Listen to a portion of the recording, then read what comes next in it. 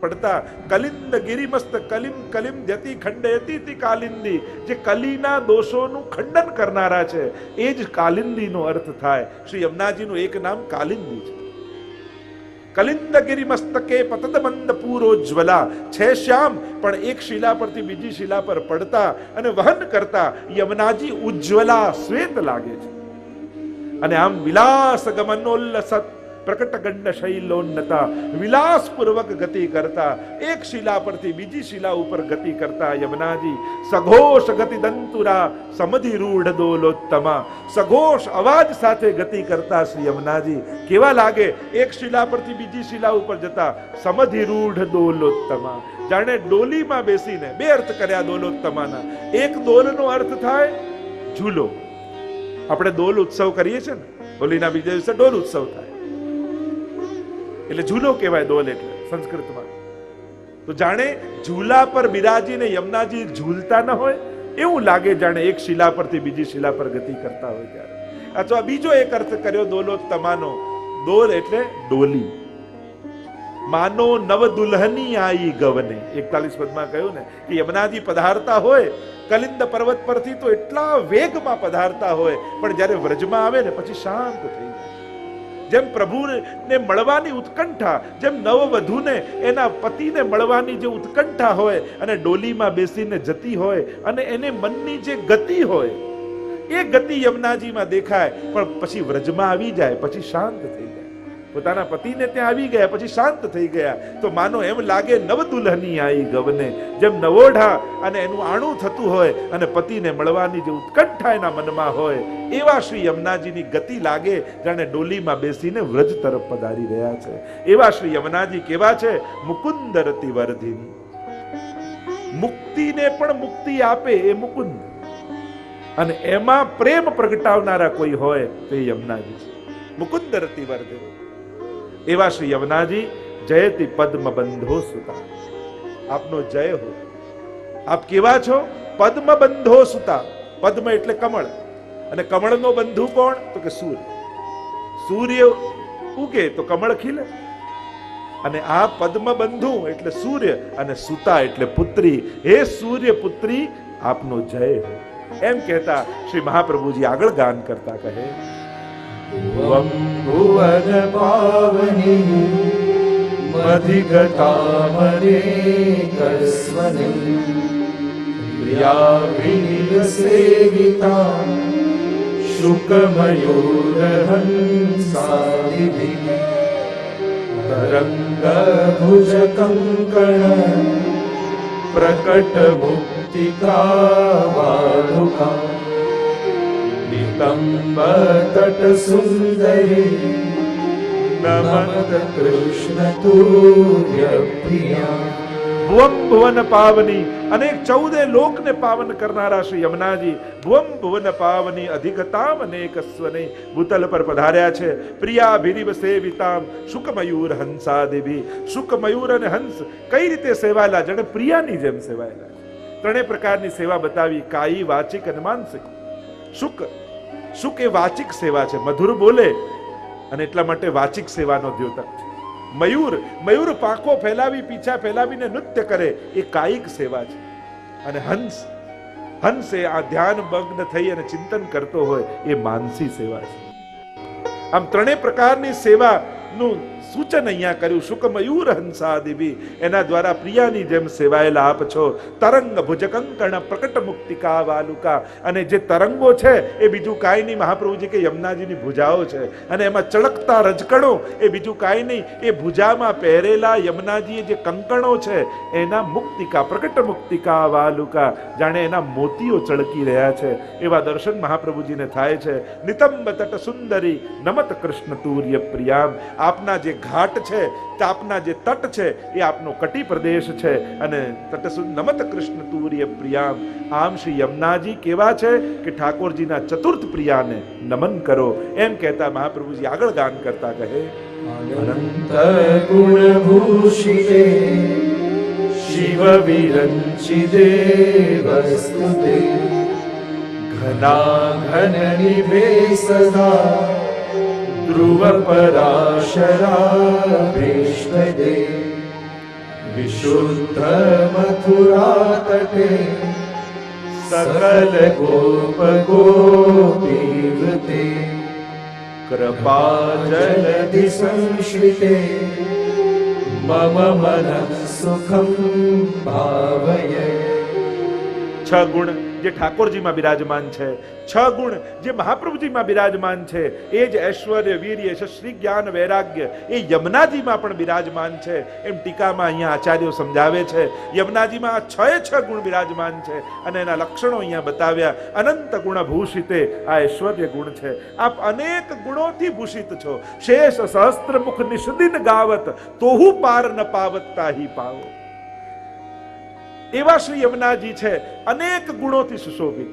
થોડા ગુણ હોય તો એક જીવાથી ગવાય, પણ આ તો ગુણ જ એટલા છે કે સહસ્ત્ર રસના ક્યો ન દઈ વિધાતા, મને હજારો જીવા કેમ ન આપી જેથી હું યમુનાજીના ગુણગાન કરી શકું.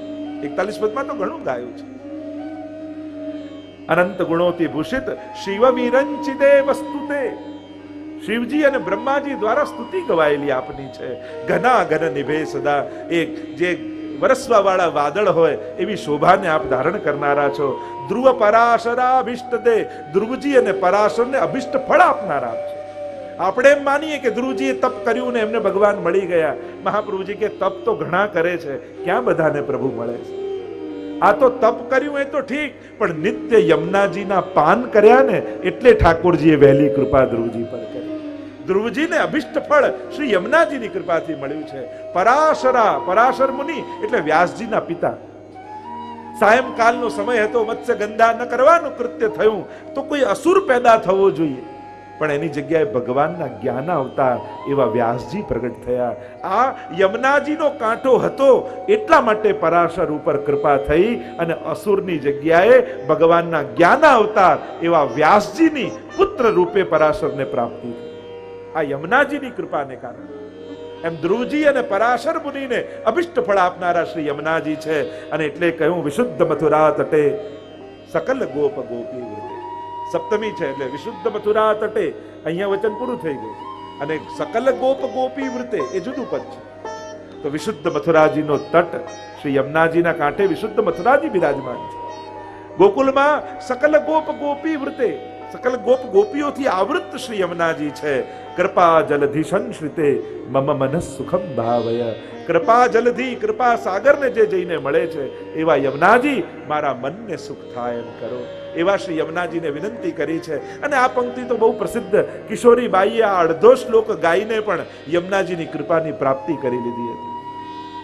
તો વિચાર કરો, અડધો શ્લોક ગાના પર યમુનાજી આવી કૃપા કરતા હોય તો જે આખા યમુનાષ્ટકનો પાઠ કરે એના પર યમુનાજી કેવી કૃપા નહીં કરે. અને એટલા માટે હે વૈષ્ણવો, નિત્ય યમુનાષ્ટકનો પાઠ કરજો. અને આગળ આજ્ઞા કરતા શ્રી મહાપ્રભુજી કહે, ચરણ પદ્મજા મુરરિપો પ્રિયમ ભાવુકા સમાગમન તો ભવ सकल सिद्धिदा सेवता तया सदशतामिया अमल जा सफलदेवय हरि प्रिय कलिंदया मनसि मे सदा सेयता. यया चरण पद्मजा मुररिपो प्रियम भावुका. પ્રભુ આપના સંગમથી એ પદ્મજા, એ ગંગાજી, અને જ્યારે આપણી સાથે સમાગમ થયો તો એ પણ સકલ સિદ્ધિઓના દાત્રી બન્યા છે. સમાગમન તો ભવત સકલ સિદ્ધિદા સેવતામ તયા સદૃશતામ્યાત. આપની સરખામણી કોની સાથે કરી શકું? એ લક્ષ્મીજીના સપત્ની, આપની સરખામણી તો કોઈની સાથે થાય એમ નથી. કારણ કે હરિપ્રિય કલિંદયા મનસી મે સદા સ્થિતામ. હે હરિની પ્રિયા, હે કાલિંદી, સદાય મારા મનમાં સ્થિર થાવ એમ કહેતા મહાપ્રભુજી આગળ ગાન કરતા કહે, નમોસ્તુ યમુને સદા તવ ચરિત્રમત્યદ્ભુતમ ન જાતુ યમયાતના ભવતિ તે પય પાનત યમોપી ભગિની સુતા કથમુહંતિ દુષ્ટાનપી यो भवति सेवना तव हरे यथा गोपिका। नमोस्तु यमने सदा। એ યમનાજી આપને સદાય નમન હો. આપ કેવા છો? નમોસ્તુ યમને સદા તવ ચરિત્રમત્યદ્ભુતમ. આપનું ચરિત્ર તો અતિ અદ્ભુત છે. અદ્ભુતતા શું છે? ટીકામાં આચાર્યો કહે અસાધનમ સાધનમ કરોતિ ઇતિ અદ્ભુતમ. અસાધનને પણ જે સાધન માનીને સ્વીકારી લે એને કહેવાય અદ્ભુત ચરિત્ર. શિશુપાલે 100 ગાળો ભગવાનને આપી. ભગવાન એમ વિચાર કર્યો, અરે તે મને 100 વાર યાદ કર્યો, લાવ તારો ઉદ્ધાર કર્યો. આ અદ્ભુતતા કહેવાય. બાકી ક્યાં એવું સાંભળ્યું કે ભગવાનને 100 વાર અપશબ્દ બોલો તો ભગવાન કૃપા કરે, ઉદ્ધાર કરે? તો પછી 1008 નામની જગ્યાએ પછી 1008 આ છપાય. ક્યાં એવું સાંભળ્યું? પણ આ અદ્ભુતતા. અજાણે અધર્મી નાહી ગયો તો એ માએ કર્યો ઉદ્ધાર.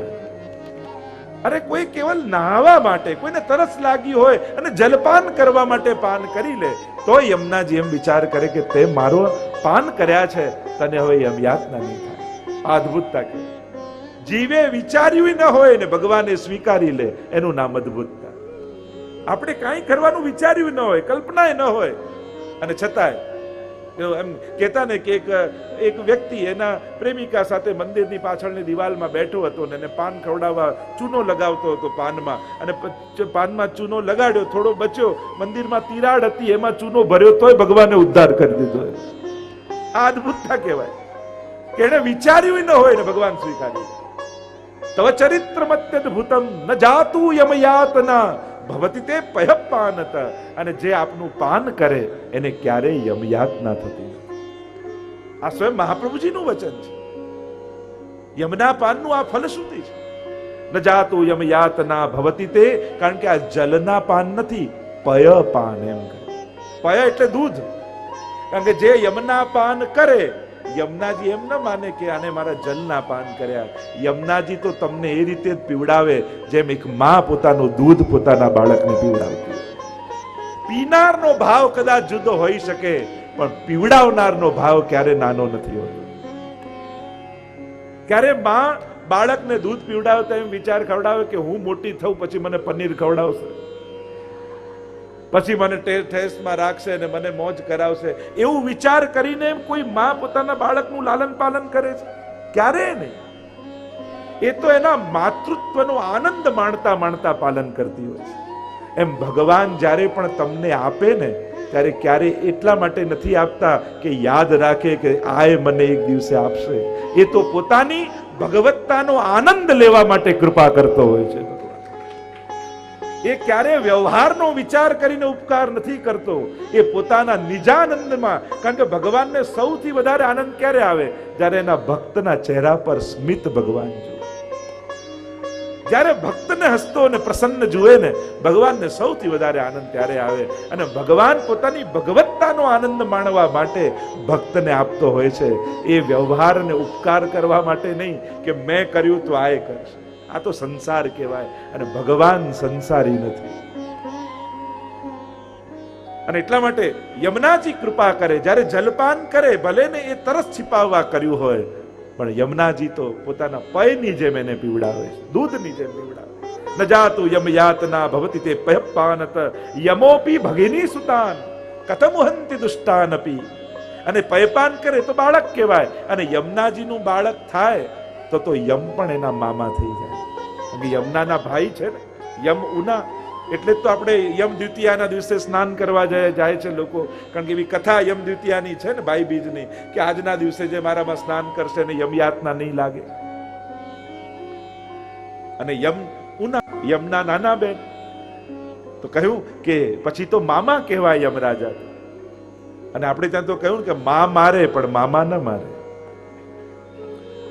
તો યમોપી ભગિની સુતાન કથમ હંત. દુષ્ટ હોવા છતાંય પોતાના ભાણિયાને મામા કેમ મારે? અને એટલા માટે કહ્યું પ્રિયો ભવતી સેવનાથ તવ હરે યથા.